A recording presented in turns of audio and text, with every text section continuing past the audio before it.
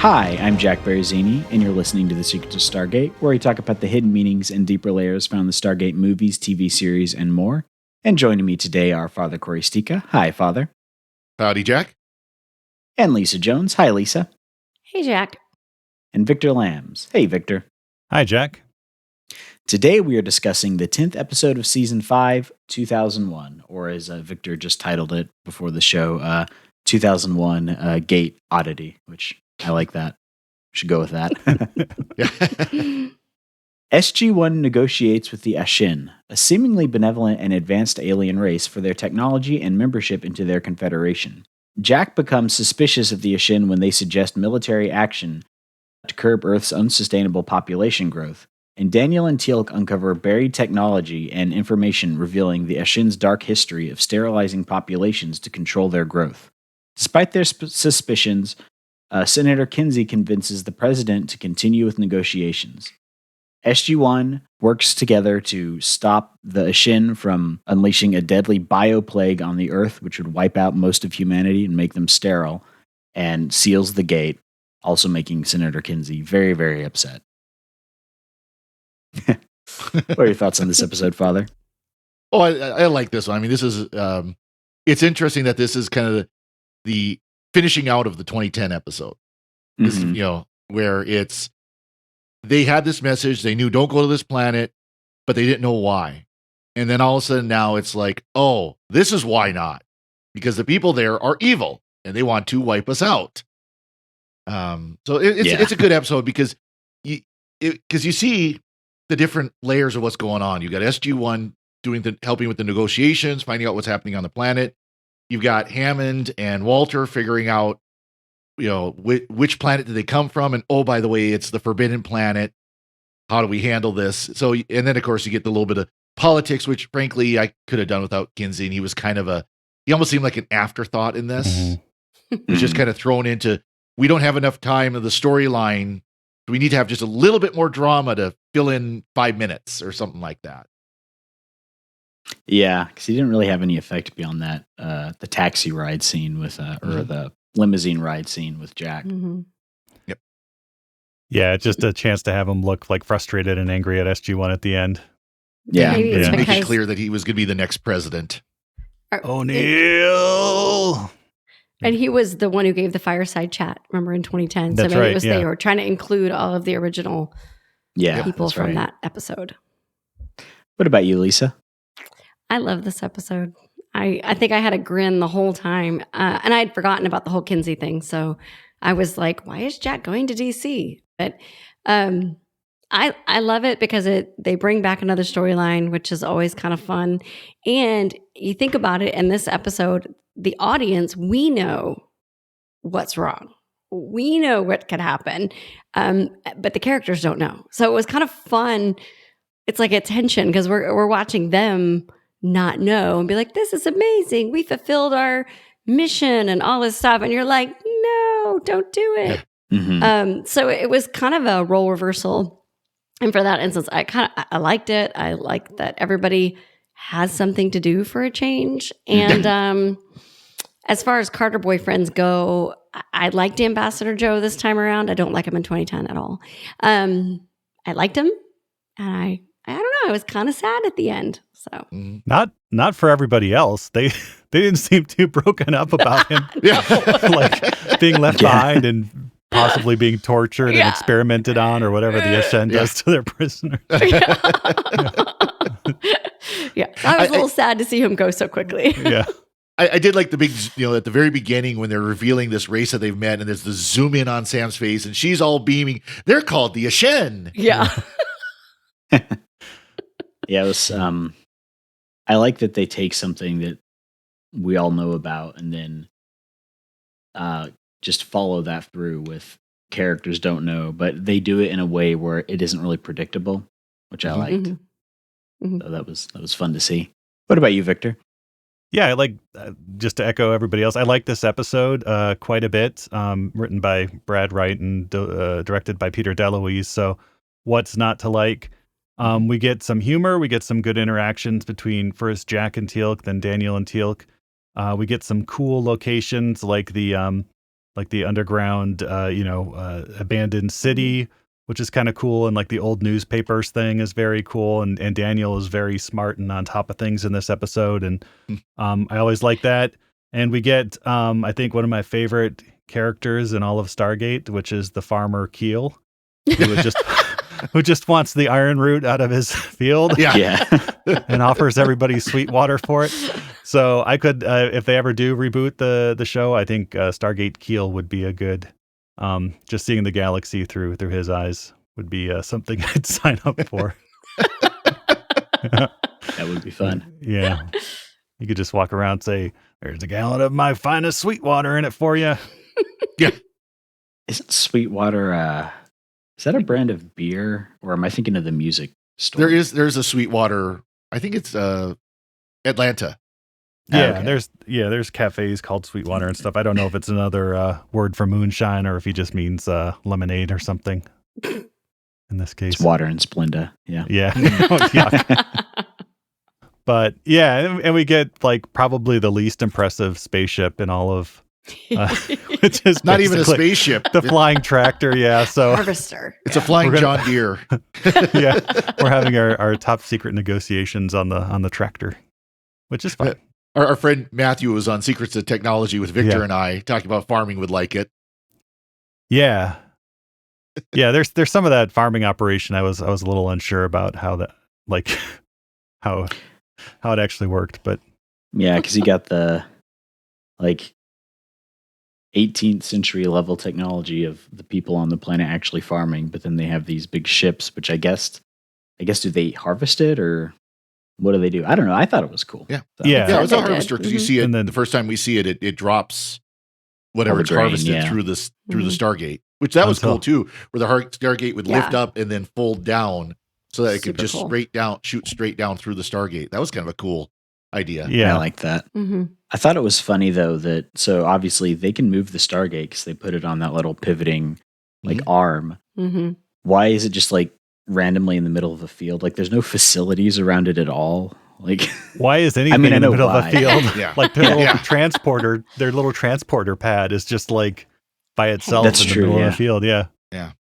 Well, obviously, Yeah. we find out later the reason why it's there is that wasn't the middle of a field when they were put Yeah. there in the first place. Right. It was a true. city. Yeah. It was the capital city, as a matter of fact. Yeah, and like you said, Lisa, I feel like this is the first episode in a long time where all the characters have actually had something to do. Mhm. Like I feel Mhm. like we've gotten a lot of Sam-centric episodes lately and a lot of Jack-centric episodes, and Daniel and Teal'c have kind of just been there for a lot of the season, I feel like.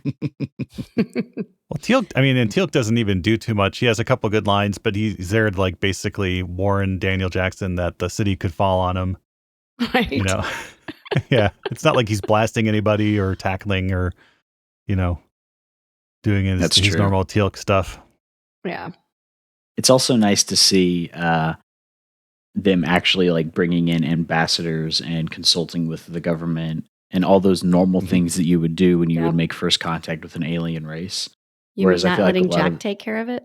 Exactly. A lot of the time, it's Yeah. just you guys go negotiate this really important thing with this whole other civilization. So I'm glad that they tied that in. Well, I mean, I understand Daniel's why perfect. they don't, but Daniel knows everything, so he's perfect for that, don't you know? Right. yeah. Hasn't he written a treaty or two? Right. Come on. Yeah. Yeah, he does. Yeah. And Jack, of course, he's the best friends of the Asgard. Yeah. Best friends with the Asgard. right. So, he's perfect there. Right. Yeah. I think it was a couple weeks ago we asked, is Jack ever going to get lessons on how to do this? And the answer is no. They're just going to bring somebody in. Yeah. Finally. Which probably for the best. Yeah. Yeah. I did like the briefing scene though. That was the way they set it up is very nice. All of the ambassador's staff is there in the briefing room. There's various Air Force brass and stuff. And we get, despite the audience or maybe because of it, Jack's still doing his I didn't say I didn't trust him, and Teal'c's like, yes, in fact you did on several occasions. Yeah. Yeah.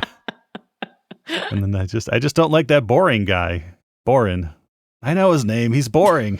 Yeah. Our kids, our sons love that joke. Yeah. I thought that was very funny.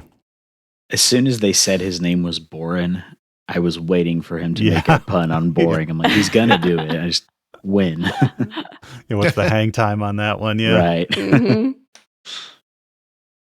Yeah, and I don't know. Sam just goes for the most like bland milquetoast White bread, dudes. Yeah, mayonnaise. I can.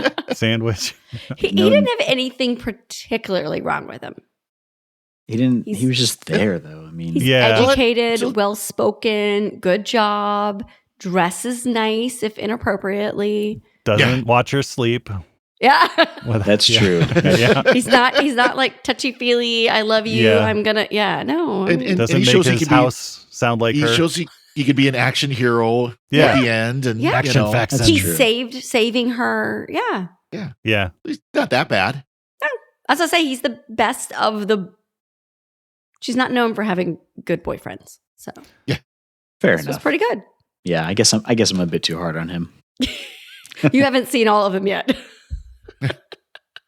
In my mind, he overpowers the Ashen and takes control of the Harvester, There you and go. then leads the Valerians or whatever, the revolt of them, the There you Warrior go. revolt against them, and just with his one Harvester and stuff, which kind of reminded me of like Jabba the Hutt's like barge. Mm-hmm. It from did Return look of the like Jedi. that, Yeah, that has a balcony and everything, and people can fall off the balcony, or you know, There you go. yeah. Well, he's not dead necessarily, so maybe he is going to be involved in the Stargate reboot. Maybe, yeah, Maybe. He'll come back. Maybe and he it'll be, did. like, Maybe he took over extremely- the Ashen, yeah. and he's going to be the bad guy. I was saying Oh, he'd 'cause be they like left him extremely behind. muscular. Yeah. Like he'd be like a Vin Diesel and like Yeah. Riddick or something. He'll be like this hardened space bounty hunter guy from 20 plus years out in the galaxy. There you go. There you go. That's a plot. I like it. Yeah. Because they never They told need to him the greenlight that at Stargate address Amazon. for Earth, so he can't gate back in. So he's stuck out there, and he's trying to find it, going from gate address to gate to address, gate address Yeah. to gate address, trying to find the address for home. The next jump will be the, Oh, yeah. the jump home. Yeah. Jump home. That's good.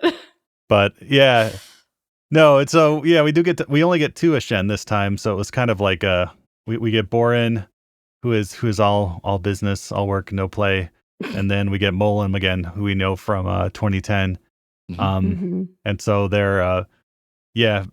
Before we even get to the planet, though, we get I think this is like our first complete Gary Jones, Walter dialing sequence where we hear him say every chevron Mhm. in the background as they're like kind of as SG1 is making fun of Ambassador Faxon for his wearing a suit and shoes to a which is okay. They're hazing him and stuff. That's fine. But it is kind of nice that we get the full dialing sequence in the background Mhm. while they're doing that. Mhm. And Walter gets a very important job. He's the one who's doing the work to figure out which Yes. planet it is. That's right. And actually, gets more than just a couple of lines in this one. He's given more responsibility. Yeah, because they've narrowed it Mhm. down to three or four planets that they're going to go visit. And I'm thinking as they're saying this, like if they actually do like hit the Ashen homeworld, like won't the Ashen be like pretty upset about that? And then they do actually. The president thought of that, so maybe I Mhm. should be president and thought that yeah they would be upset if you send a MAUP through or send a squad of commandos through while you're negotiating with them. That would be pretty awkward. Mhm. Yeah. I do find it funny that the Ashen, for all their advanced technology, haven't figured out like how to dial any other addresses on the gate. Like you couldn't come up with some sort of like randomizer and just Well, that hit kind of things. makes sense to me, though. I mean, when we really didn't get it either. Earth didn't get it either. Of course, they didn't even know how it worked until Daniel Jackson figured out the cartouche, and Mhm. then once they found an Abydos, the whole list of all the different addresses, then they could do the computations to figure out how Mhm. things work. So I mean, Yeah. the Ashen never got any of that. So they must have just at some point had a couple of addresses that they were able to keep using, but then they Maybe. were able to go into hyperspace and travel from planet to planet that way. And maybe they didn't Right, need any yeah. others. They were Yeah. getting enough food. They picked up these other planets and turned them into farms to Yep. provide for their people, and they don't seem to care about the other people. So Yeah, they're not explorers, they say, so trying to figure out how to, just taking that risk probably just isn't in their nature. And yeah, if they can enslave, because basically they're like the ghouls. They enslave other, they enslave them, keep them in check, or even more like what we'll see in the Atlantis with the kind of, the big bad in the Pegasus galaxy, keep just enough of them around, of these other races around to sustain them. And, never let them achieve any sort of technological advancement to where they'd become a threat. Mm-hmm. In fact, they love them. What were they called? I forget already. Oh, the Valerian? Bolians, yeah. Yeah. I mean, the guy, he says he was raised by one and he loves them. They're good. They're wonderful. They leave them alone and provide all their needs. And it's amazing. And yeah, they don't think it's a bad life. They just fly around in their harvesters. What little of them there are. Yeah. Kill! Kill before Zod. Well, it's interesting though, because we obviously in 2010 we'd heard about what the Ashens were trying to do to humans to get them, so basically wipe them out or sterilize them, and then we see the results of what would have happened if they had succeeded. We see because this race went from, like they said, early 20th century Earth technology, so the equivalent of, let's say, between the two wars, kind of that era of technology, down to hick farmers, basically. Yeah. Very simple hick farmers. And that was a choice of the Ashen to try to make sure that the less intelligent, maybe, were the ones that survived to keep the farms going. Well, and they wiped out, it took the population down to 0.1% of what it was, too. Which we get that negotiation scene, and they're like, oh, we're very concerned about overpopulation on our world, and like, what is the population of your planet? And they're like, oh, it's 6 billion, which is like laughably low now. It's like closer to 8 billion, but 25 years ago. Yeah. And they're like, well, haven't you tried to like wipe out other nations to keep your population? It's like, or like, isn't that population sustainable? And the ambassador goes like, oh yeah, it's way too high.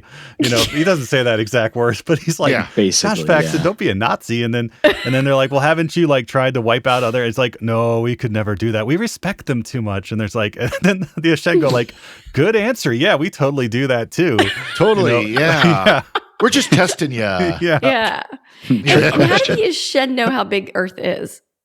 How do they know that's too? What do they know about Earth? Yeah, exactly. You're right. That's a good question. Yeah. That seems like an awful, But did you notice that boring guy kind of looked at Malum like, oh, that's a bad answer. And the Malum's like, oh no, totally get ya. Yeah. It's all good. No, that was good. I like the newspapers that they find. Yeah. It's all in like that ancient Gaelic dialect. But the photos are like, they look like they just took like public domain pictures from the early 20th century of Earth. Yeah. Well, and I thought like the print whole aesthetic. Print looked like old German too. Yeah, it did. It did kind of look old like German that font, script, even if the Font, languages weren't. The language wasn't, but the print definitely was. And I'm sure that's exactly what they did. Is like, there's the one picture where they're rejoicing, and the other picture where it's a riot. And I'm sure it was probably some riot or something, like you said, from somewhere between the wars or something in that era. I do have to give them kudos for portraying that the people of that planet rioted and tried to fight back. I like that, because it could have been they didn't know it. It just happened to them. Kind of like what Earth was going through in 2010. But no, they chose to go the opposite and show that the people figured it out and freaked out, which. Yeah. And I do like too. I do like too how Daniel Jackson says like, this is the last newspaper we could find, probably because they shut down like the press the next day after they published this. So, I mean, even when just finding like the rusted metal out in the field, I mean, Daniel, I think, was already thinking several steps ahead. So as we can credit O'Neill with having, the bad feeling about this first, but Daniel he's very sharp in this episode. Yeah, I gotta give Daniel credit in this one, because I remember when I first saw it, I didn't get it. I mean, why is there a big iron thing sticking out of the field? It just didn't dawn on me. And you watch it again, and you see him kind of immediately like something's wrong. Yeah, this iron root is in the plant. There's something underneath here that needs to be checked out if we can. Yeah, and he says, "I hope I'm wrong." where Teal'c says, "Is there a problem?" And he says, "I hope I'm wrong." But And I guess probably that's not. probably Yeah. yeah, that's what they tell the people there, because there's probably tons of that, because it used to be a industrialized society. Mhm. They just say, "Oh, this is iron root. It's really hard and it grows naturally. Don't ask any other questions." Mhm. Well, that's like even now, like Göbekli Tepe or whatever it is in Turkey, that huge like temple thing with the stones that show the like equinox and stuff. Like it was just some guy in his field found a rock and wanted to get rid of it, He thought it And- was Mhm. gravestones because he was like scraping the top, and Yeah. then they discovered sure. it was underneath, and it was 12,000 years old. Don't get me started on that. I can go on for ages about it. The Secrets of Göbekli Tepe. Yeah. But yeah, and I like the way they find out what the word that he couldn't translate was. I thought Mhm. that was really clever. It was kind of like, does Boren just read any piece of paper that's handed in front of him? It's like, hey, by the translate this way, for what's me." this thing say? Oh, that's sterility. What? Yeah. Yeah. Like, that's kind of a straight out of nowhere. Like, why would someone hand you this paper? It says, I I'm a big goof. They could have put the record scratch in there too. It needs sterility. Yeah. But I like it because it shows the hubris of the Ashen. Yeah. Mhm. And like, because he doesn't have any context for this, just like, hey, what's this word Yeah. say? And he doesn't even like register it before he reads it out. Yeah. Yeah. Right. And you can kind of see that, which I liked. It was hundreds of years ago, right? Yeah. He's like, whatever. Yeah. And We're I smarter miss this, than them. Exactly. and I don't know if it works better. Like there is the moment where right before they go through the gate, Sam takes Ambassador Faxon aside and says, "Oh, there's something we got to tell you. We're going to do this goofy little ruse here." And I thought it would have worked better if he had been like completely like out of the loop, but that would have been kind of cruel to him. Yeah. Yeah. What are you doing to my negotiations? Yeah. Yeah. Especially I because like- he ends up getting stuck there. Yeah. They could have Well, yeah. I like that they told him, and of course, Jack came up with the idea of how to trick the Ashen, and just wrote, you see him writing down, and Sam kind of looks at it and goes, "Oh," Yeah. kind of looks at him like, "Oh, this could be good." And of course, what happens is, the Shen want more Stargate addresses. They want they Mhm. want actually the whole Earth Mhm. database of Stargate addresses, so they can keep doing this from planet to planet to planet. And that's part of the treaty, or part of the agreements. And so to wet their whistle, they load a laptop, good 2000 era laptop, probably a Nice Dell or thick something one. like that. And they're like looking at the case. It's like, where are the Stargate addresses? And it's like, oh, you Yeah. got to open it up, and then there's a computer inside. They're like, Yeah, oh, okay, but, computer. We understand that. But the first address on there, which of course is the one he's going to do, he's immediately going to go, "Oh, let's punch in the first Yeah. address, Yeah. see where it takes us." Oh, that's the black hole gate. Have Yeah. a nice no life.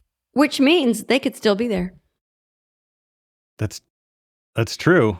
They Yeah. could still be there with the, what do you call it? The time dilation, dilation, or time yeah. inversion or whatever. Yeah. They could still be there. It's still Now- in slow motion. Like, Did they dial in the planet, or did they go home? Where did he dial it? Oh, Because well, we know he dialed Earth to then destroy, bomb. to drop the bomb Yeah. through, Yeah.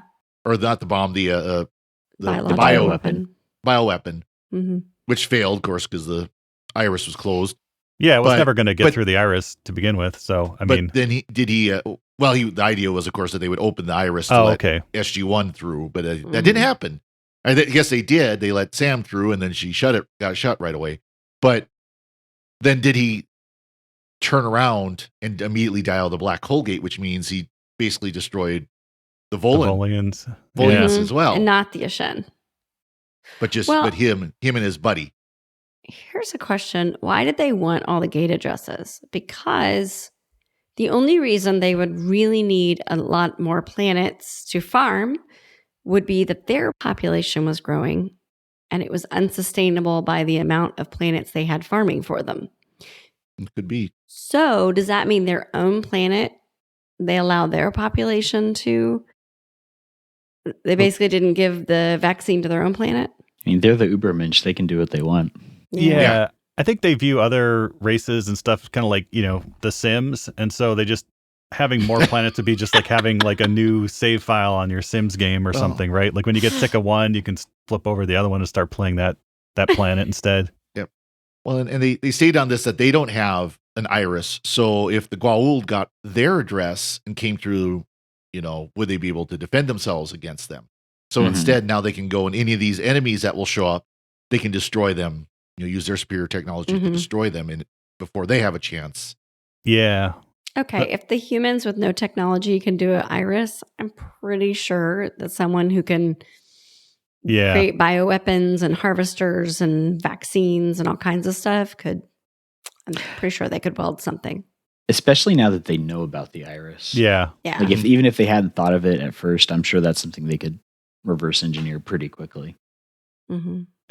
And that's also a big red flag too. And you're like, yeah, so we need to be able to defend ourselves. When aggressors come up to us and are attacking our planet, we need to be able to defend ourselves. What have you got? And they're like, well, we could like preemptively attack them with a bioweapon.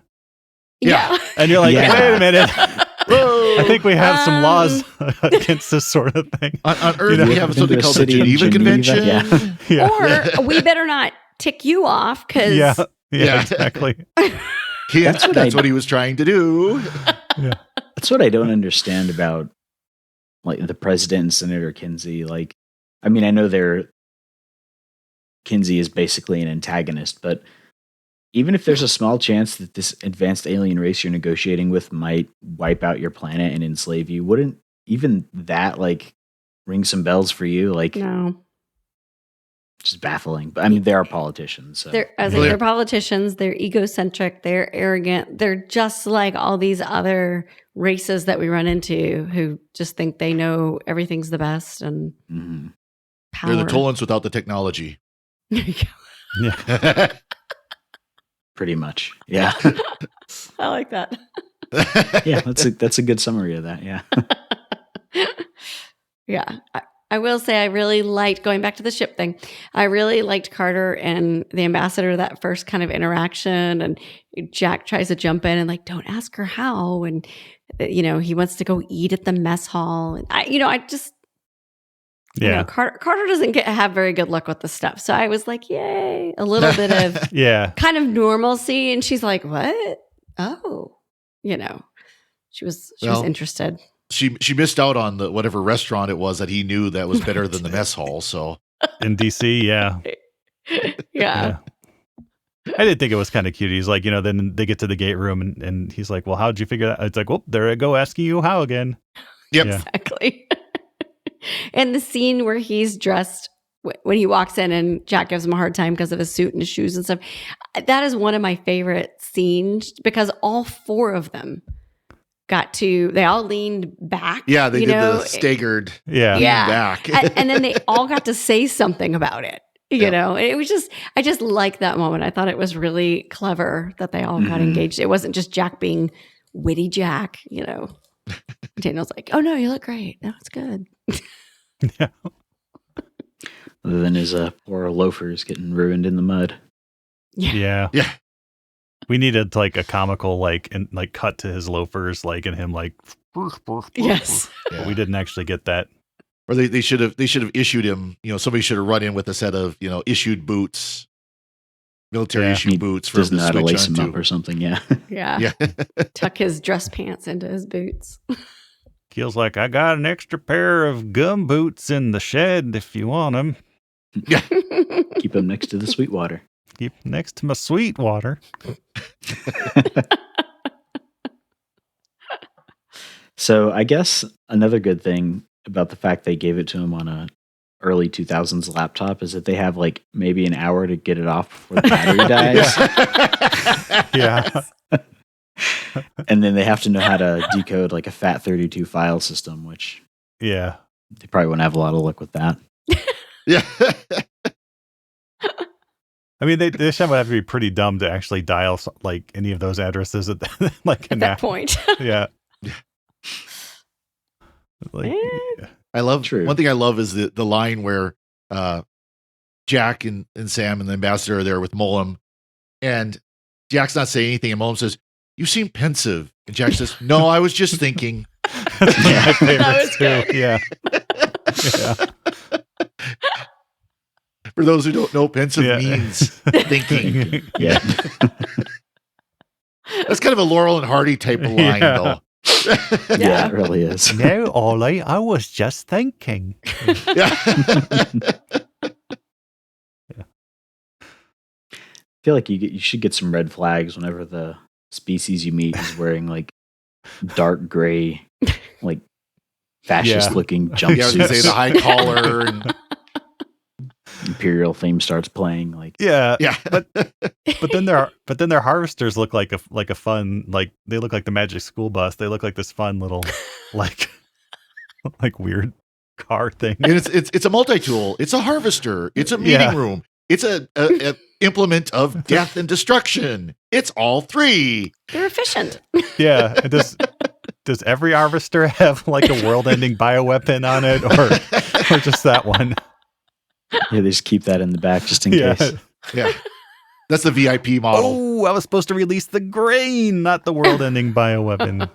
Don't put those buttons Well, right at least next it to doesn't- each other. Yeah. At least doesn't affect our DNA. Yeah, Yeah. right. Third time this week. Yeah.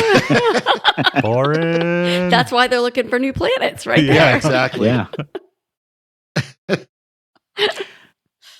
Do like the scene where Sam repels into the Stargate. That was Yeah. fun to see. Yeah. Definitely.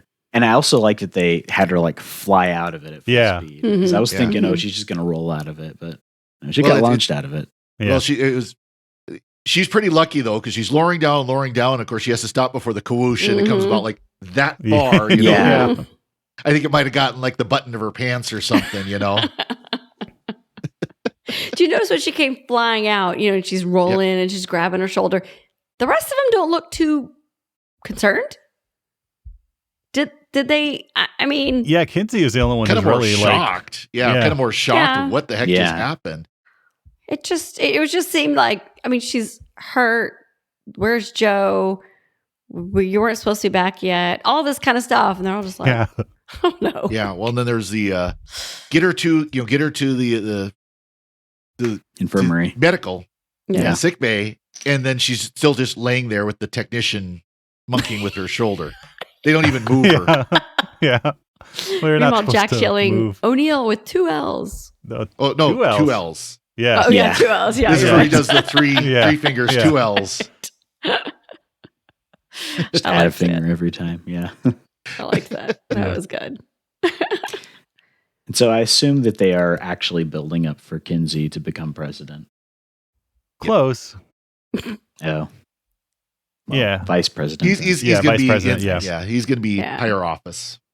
Yeah. He's going to be around a little while longer. Fun times. It's always a cheery face. Yeah. Oh, but there's a great scene between him and the Asgard. Thor puts him in Oh. his place really well. Nice. I'm looking forward to that. So, do they give any sort of indication how far away the Ashin are from everything else? Because I feel like if they have mastered interstellar travel, like, could have popped Now- up somewhere else, but maybe they Now, might just Sam's- be like in a far end of the galaxy or something. There's a line where that we never heard before, that Sam theorized that Mhm. if you didn't, how is it? If you didn't have a DHD, you could only get the gate to go 300 light years. That's only the farthest Right. it could connect. Due to the drift, yeah, Yeah. unless you can Mhm. compute that out. So they're 300 light years from the Volians.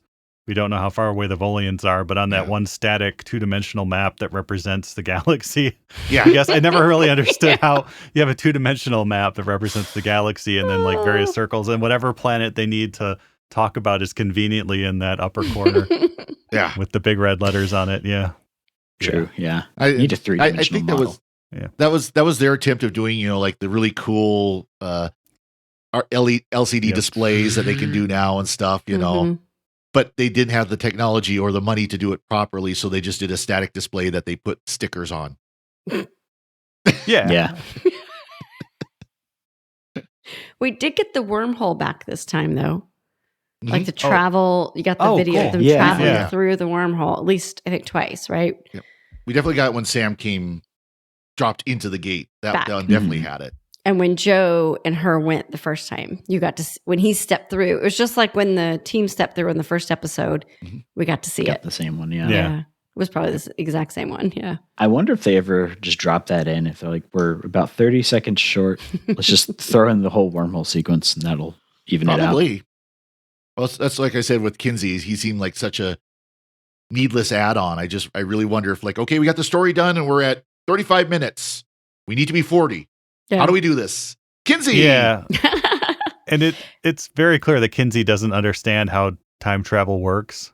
He's like, Jack, you've been to the future, you've been to the past, you've been to the future and back again. You sent a note from the future, and Jack's like, what's up with the future? And Jack's like, it hasn't happened yet. He's like, yeah, but you've been there. Like, do I become president? He's like, I don't know. Like it was future Jack, not present Jack going to the future. I mean, if you've ever watched a congressional hearing on anything science or technology related, that's about how it goes. So you went through a series of tubes, right? Yeah. Oh no, the tubes are filled with cats. Yeah, the cats. Yeah. Yep. If you want to see something pretty similar to that, you should watch the one they did recently on the UAP stuff. It's painful. Boy. Oh no. Yeah. They probably didn't even mention the transdimensional ketamine aliens at all. I don't think they got to that now. Or the machine elves or whatever people are talking about on Joe Rogan. Yeah. But this is a really good episode. I feel like the past maybe two have been kind of but this really picked it up. I was happy about that. Yeah, well, every season's got its weak episodes and they've got their good episodes, and so yeah. And I did read online they'd planned on making it a trilogy. So there was supposed to be another episode about the Ashen. Oh, kind of close off their storyline. Yeah. And Joseph Malazzi had said at one point that Joe is not dead. Oh, really? Oh. So maybe he does become like the freedom fighter, like a member of the Bad Batch or something. I just looked it up and I guess there's an episode called Relativity. Oh, no, this is a book. Never mind. There is a novel that ties off the whole story. So okay. It's called SG1 Relativity. Well, there we go. Yeah. And I'm hoping that we get to see Joe in it. I'm going to have to look it up. Hopefully it's not like one of those novelizations where they're like, whatever happened to Joe? It's like, oh, we haven't heard from him or something. And that's like... Which Joe? Joe Mama. Citizen Joe. Action faction. Are we going to address the... there's a flu pandemic similar to the Spanish flu that killed people. Oh, cough. And then, and then like, do you know how many times my family referenced this episode? Yeah, during 20 and 21. I'm just saying. Yeah, it's the whole like dystopian speculative fiction is not intended to be a how-to manual. It's intended to be a warning. Yeah. I'm just saying, I'm watching this again. I was like, oh, crap. Causes sterility, not heart problems. It's totally different. Although in the Ashen's defense, there's no indication in the episode that they actually caused the pandemic. So that puts them one up in my book. Not like Destroyer of Worlds. Remember, she caused the pandemic that she then tried to solve. Yep. Mm-hmm. Totally only happens in science fiction. Yes. Yeah. On that non-controversial note, do we have any fun alternate language episode titles for this? Yeah, so most of they were playing it safe, unlike us, when they came to naming these episodes. Most of them were along the lines of, just 2001. Actually, in French, we do get an unusual one. In French, this is called the false friends, or les faux amis. In this, so les faux amis is nice. What we get for this. That sounds very nice. Yes. Yeah. Awesome. Did y'all have any other thoughts on this episode? Just things that are probably too good to be true. Might be. Yeah. Warning. Never trust strange aliens in fascist gray suits. It's a good rule of thumb. Beware of flying space tractors bearing gifts. Yeah. Bearing massive amounts of grain and also bioweapons. Yes. Yeah. Awesome. So if you want to keep the conversation going, you can join us at our sqpn.com Discord. We got a lot of different channels there for each different show, and we got a Stargate channel there, so it's always a good time. And before we go, we'd like to take a moment to thank our patrons who make it possible for us to create the Secrets of Stargate, including Deborah A., William V., Father Dean, Anthony H., and Arthur. Their generous donations at sqpn.com/give make it possible for us to continue the Secrets of Stargate and all the shows at StarQuest. And you can join them by visiting sqpn.com/give, and be sure to follow the show on Apple Podcasts, Google Play, Stitcher, TuneIn, Spotify, iHeartRadio, or on the SQPN YouTube channel. And to find previous episodes of Secrets of Stargate or to send us feedback, please visit sqpn.com/Stargate. And you can email us at stargate@sqpn.com or follow StarQuest on social media at facebook.com/StarQuestMedia or on Twitter at SQPN. And we'll be back next time when we'll be discussing the next episode of SG1, Desperate Measures. Until then, Father Cory, thank you for joining me and sharing the Secrets of Stargate. Thank you, Jack. And Lisa Jones, thank you as well. Thanks, Jack. And Victor Lambs, thank you too. Thanks, Jack, and break out the fishing gear, General. Our job here is done. Sounds like a good plan. That well-known I'm idiom. still looking forward to seeing Jack's fishing cabin. Yep. No pesky fish. Nope. And once again, I'm Jack Baruzzini. Thank you for listening to The Secrets of Stargate on StarQuest. Anyway, I'm sorry, but that just happens to be how I feel about it. What do you think?